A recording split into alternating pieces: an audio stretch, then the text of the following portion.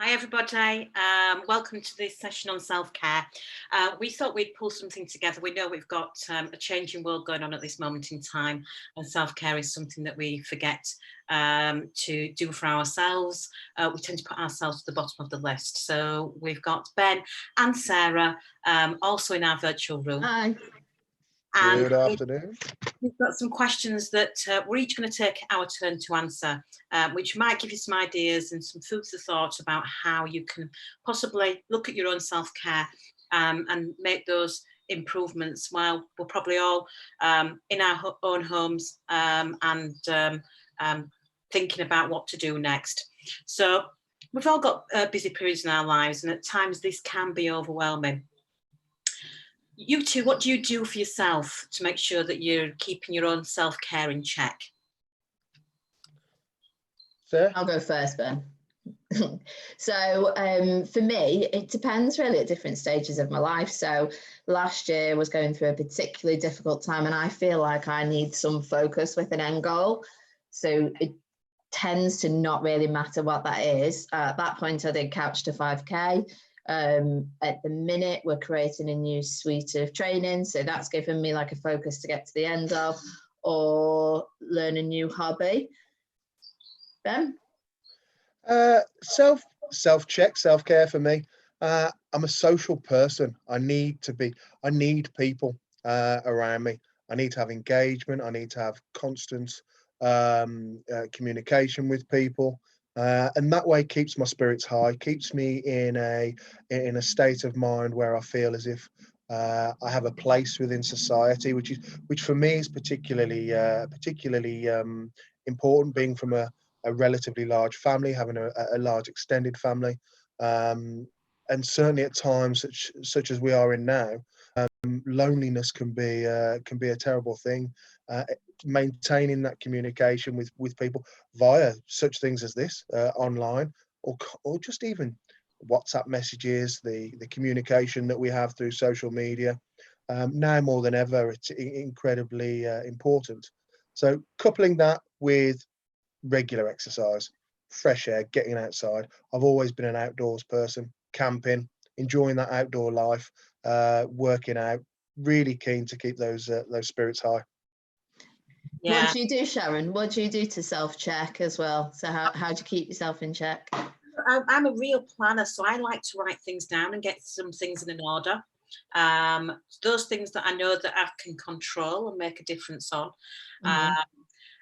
Exercise has been really valuable to me over the past couple of years while I've been working on the business, because you don't always see people. So just getting some fresh air and just pressing pause and just looking round. And it's some things we just take for granted, just simply hearing the birds tweet, or just looking at the beautiful scenery or a view, just kind of helps me fill my tank up a little bit and just calm my mind and just at times silence it. Sleep is really important to me. I know that if I don't get my 7.5 hours to 8 hours, I can be really, really cranky, and I'm sure people tell me so. So I need to make sure that I get adequate sleep.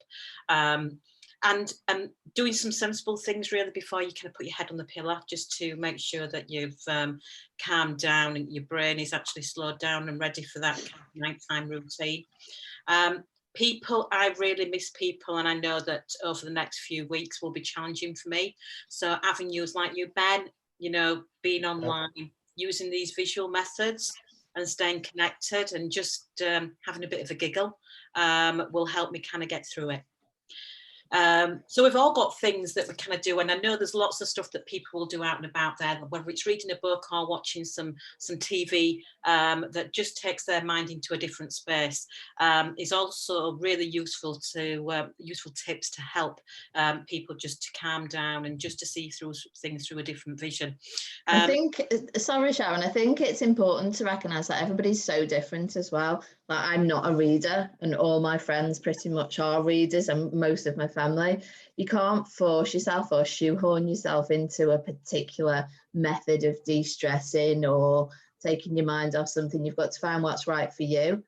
And I think for people that aren't particularly into exercising or meditation. Ben mentions meditation and that just goes straight over my head. I have no interest. I think it's about really opening up your mind to different ways to kind of recognize stress levels and then finding what's right for you rather than feeling bad that something's not going to work for you. Yeah, and you know what? I would encourage people to try 2 or 3 times the same thing, just True. you know, and learning new skills. Sometimes as adults, you know, that visual part, that creative side of our brains tend to silence. And this is not about drawing your latest Picasso, but there's lots of different ways that you can be creative, from cooking to people who knit or sew, or, you know, there's so many different elements. I would not generally say I'm a very creative person, but I know that there's elements that I know that I can be really, really creative when I'm kind of building things and building programs and looking at different avenues. That is all creativity, and that all adds to our well-being. But creativity, you know, self-care, some of those coping strategies, we all have our thing. Those tends to disappear when we're going through stuff. We do know that. But how do we spot some of the signs in other people? Ben, do you want to take that one first? I think now more than ever, we need to keep an eye on our friends, colleagues, families, neighbours. I think being able to spot signs early of people who are potentially struggling, people who are having a tough time, whether there are group chats that you have on WhatsApp. A lot of people operate through group chats on WhatsApp. People leaving the chat for a reason. People who aren't communicating. At a time such as now, lack of communication can be very, very worrying for people. There is going to be an awful lot of stress and pressure, and people are, I think, going to see some dark times, or certainly have dark thoughts over the coming months. Knowing that people are communicating differently, withdrawing themselves from a previous group situation, be that online or be that through communication. They're very, very worrying times, and I think we all need to play our part in making sure that we're keeping an eye on those close to us, and making sure that work colleagues, family, friends, as I said, neighbours, are still being heard. You're still just dropping in and making sure that those people are okay. But for me, the first signs is withdrawal, and people stopping to communicate and putting their walls up. And for me, I think I absolutely agree with Ben. It's changes of behaviour. Sometimes, I guess, my reaction to stress can be one extreme to the other. So I can either withdraw completely and refuse to answer my phone, or I wouldn't say even, I'd say particularly to those who are closest to me. Sometimes I pull away from the people that I know are going to listen to my voice for 3 minutes and know that I'm not in a great place, and I'll talk to people that wouldn't have a clue, and I can put on a front and pretend everything's fine to them. I think that change of behaviour doesn't necessarily have to be a shift to not talking, not answering the phone. I can go 100 mile an hour and not show up when I'm stressed as well. So changes of behaviour, the ruminating thing and overthinking is this last few weeks must have taken that through the roof across the whole world, but that can be the most damaging. So learning how to switch off from that ruminating and taking yourself out of a situation, dropping yourself into something completely different, whether it be playing a board game with your family or watching something rubbish on Netflix, works really well for me. Yeah, certainly what the signs, especially when we're looking at remote workers. Yeah. And we haven't got that face-to-face contact. It's really important to just have those check-ins with your friends and the teams that you work within, but also really listen for me about how people are saying things, and at times just reflecting on maybe that doesn't sound quite like their language. Yes. Or there may be other signs. And of course, on a phone call, it could be tone of voice, that people just sound a little bit differently to how they would normally. Of course, we've got the beauty of visuals as well. And I appreciate not everybody wants to get up and put their work clothes on and, make sure that they look nice and springly and tidy, sprightly and tidy. But you would know that behaviour start to change when you actually know that person. So you might see some of those signs around how that person is looking and their appearance. But undoubtedly it'll be their tone of voice and what they're saying in conversation. And sometimes it might be a question of really picking it up and saying, just tell me what you mean by that, or how are you really feeling, this is a very challenging space, but there might be other things that's going off in that person's personal life as well that we know of, that again might need that extra support, because certainly within that their own stresses of their world, it might just become overwhelming for them. So there's lots of things that we can start to look at a little bit differently and work a little bit differently, especially when we're all working online. We've all gone through challenging situations, and of course we're in the middle of a challenging situation. Sarah, for you, how do you manage your own challenging situations? Definitely talking things through. I think at the minute, from my own network, my family, my friends, work colleagues and partners, there's a massive feeling of guilt. Everybody's got their own pressures, and the pressures are at different levels and different reasons.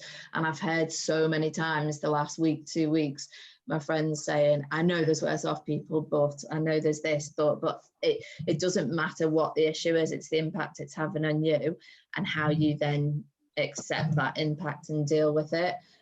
Talking it through. My mum and dad used to say a problem shared is a problem halved, and I used to just irritate me beyond belief, but it works.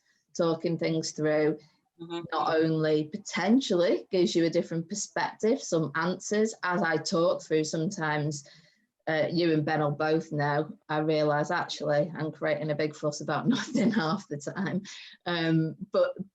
But even if I'm not, you might come back to me with some thoughts, some ideas. Sometimes there isn't anything that you can say, and actually the problem is what it is.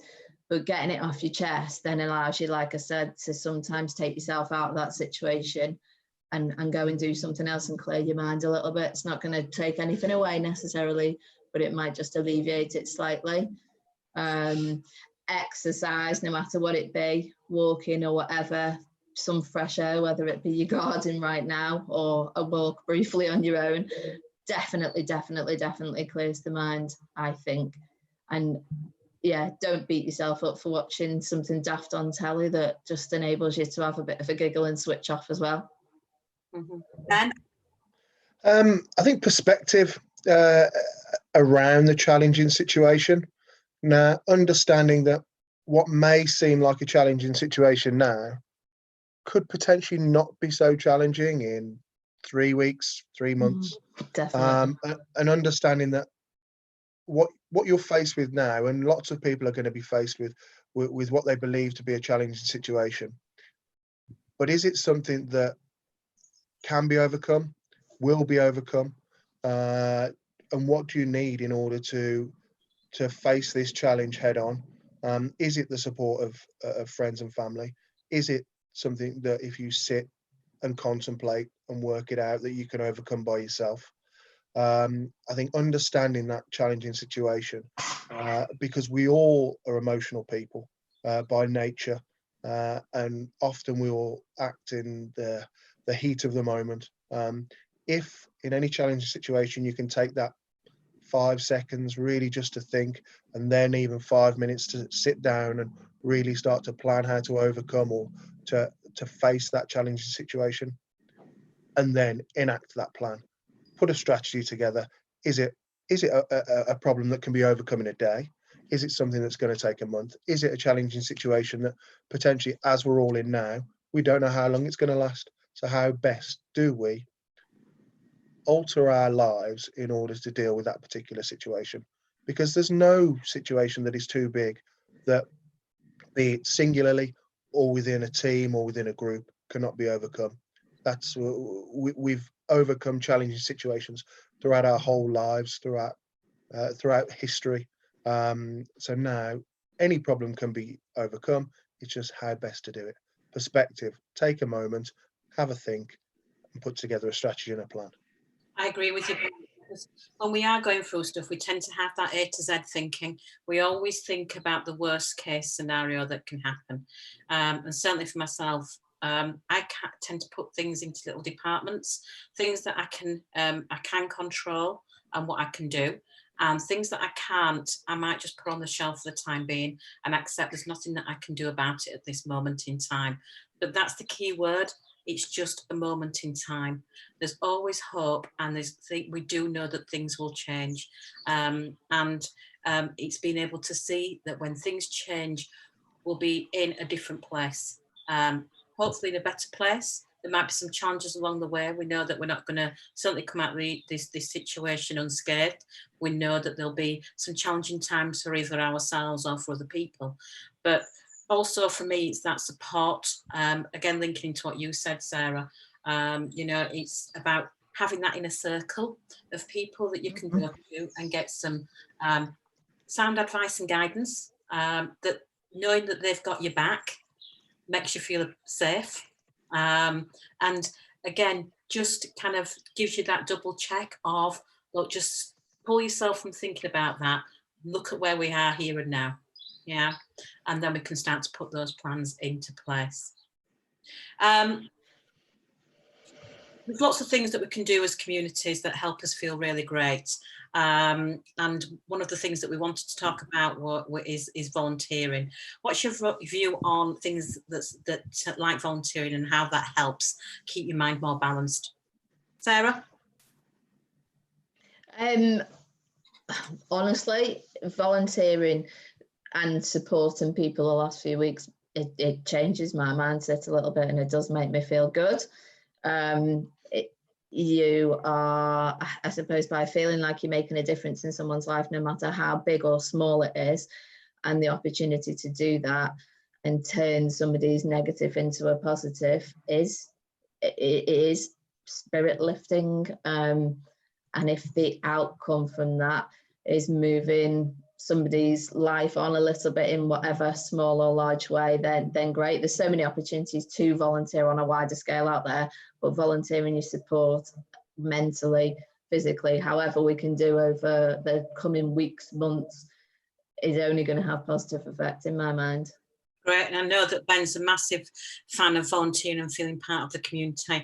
As I am, it helps us feel good. It fills us with joy, and doing something nice and being kind to somebody just gives us another element to getting those endorphins going in our brains and making us feel really, really special. We are all unique and special people, and I hope you've enjoyed our session on self-care. I'd like to thank Ben and I'd like to thank Sarah, and we'll sign off now and come back with another session shortly. Thank you very much. Thank See you you. soon. Bye-bye. Bye-bye.